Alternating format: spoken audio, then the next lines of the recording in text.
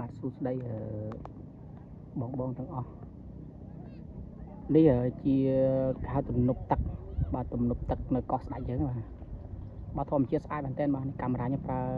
ធម្មតាទេបាទពីកាមេរ៉ាធម្មតាទេស្អាតមែនទែនបងប្អូនណា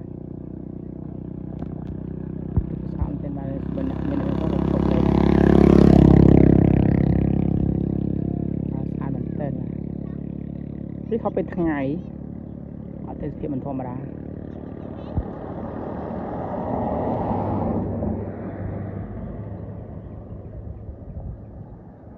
្អាតមែនណាគឺភាព90ដឺក្រេមកបាទខ្ញុំអង្គុយមើលពីក្រៅទៅគឺ90ដឺក្រេតែម្ដងណា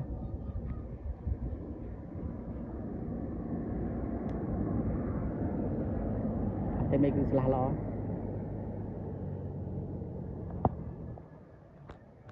ស្អាតមែន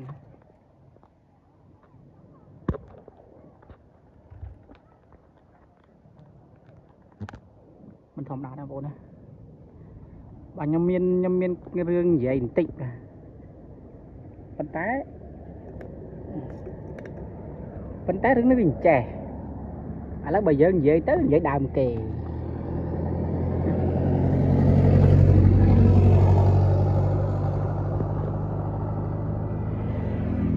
តែបើយើងអត់និយាយទៅអត់មានរឿងនិយាយគ្រាន់តែខ្ញុំលើកឡើងថានិយាយដើមគេមែនប៉ុន្តែខ្ញុំនិយាយដើមគេយកលក្ខណៈថាចំណុចល្អណាឬក៏យកបញ្ហារបស់គេមកវាតម្លៃឬក៏មកគេវិភាគរកចំណុចល្អនិងចំណុចអាក្រក់អត់មែនថាចង់និយាយដើមគេថាគេអាក្រក់អីទេ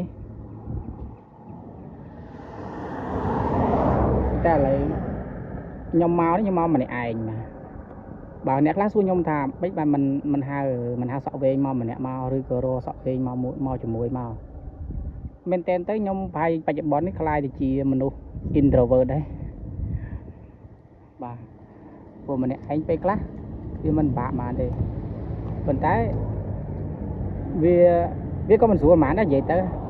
យើងយល់ពេលថា introvert ណាមនុស្ស introvert បាទមនុស្ស introvert អញ្ចឹងខ្ញុំនិយាយតរឿងគេបាទបញ្ហាបងត្រូវពីមុនគាត់ហៅខ្ញុំថាប្អូនខ្ញុំហៅគាត់ថាបង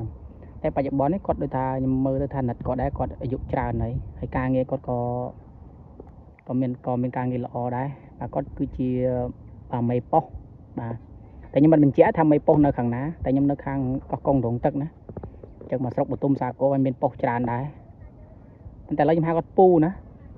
តែមិញវីដេអូមុនប្រហែលជាអាចដូចជាមានវីដេអូមុនខ្ញុំថតជាប់គាត់ដែរក៏អត់បានថតរូបពីមុខទេ